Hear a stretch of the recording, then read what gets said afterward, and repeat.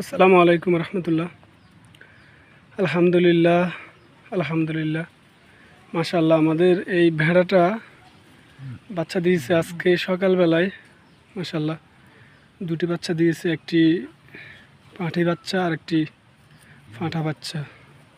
মাশাআল্লাহ আমরা আজকে আপনাদের কাছে শেয়ার করব, সেটি হচ্ছে যে জিনিসটি আমরা অনেকজনের ভুল ধারণা থাকে যে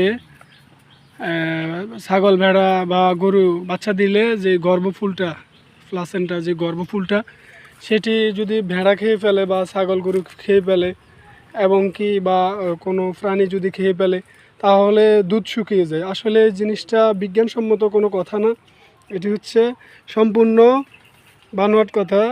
তবে আপনি যে জিনিসটা করতে পারেন সেটি যদি আপনি পান বা যদি কিছু না খায় তাহলে আপনি এই জিনিসটা এই গর্ভফুলটা আপনি মাটিতে পুঁতে ফেলতে পারেন, তাহলে আপনার পরিবেশ নষ্ট হবে না, একটা জায়গায় থাকবে। তবে এটা যদি কিছু খেয়ে ফেলে বা পড়তে সমস্যা হয়, অনেক ছাগল ভেড়া আছে যে প্রায় 12-13 ঘন্টা পরে হয়ে গেলেও এই গর্ভফুলটা পড়ে না।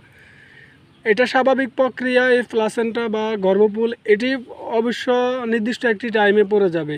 আপনার এটি নিয়ে কোনো মাথা ব্যথা আপনার না করাই ভালো। আর যে জিনিসটা করবেন, যদি কালো জিরা হালকা পরিমাণে খাইয়ে দিতে পারেন তাহলে খুব তাড়াতাড়ি পড়ে যাবে এবং কি জরায়ুতে যেই সমস্যা বা কোনো সমস্যা যদি থেকে থাকে সেই সমস্যাগুলো হবে না। আমরা মাশাআল্লাহ আমাদের এই খামারে নতুন অতিথি আসছে, আপনারা আমাদের খামারের অতিথির জন্য দোয়া করবেন। ইনশাআল্লাহ আমরা ভবিষ্যতে আরও চেষ্টা করব যে যে জিনিসগুলা আসলে আমরা খামারি হিসাবে জানা উচিত বা জানা দরকার বা আমরা জানি না সেই জিনিসটা আমরা শেয়ার করব। ইনশাআল্লাহ আপনারা আমাদের জন্য দোয়া করবেন। আজকে এই পর্যন্ত, পরবর্তীতে অন্য একটি বিষয় নিয়ে আলোচনা করব। আসসালামু আলাইকুম, আল্লাহ হাফেজ।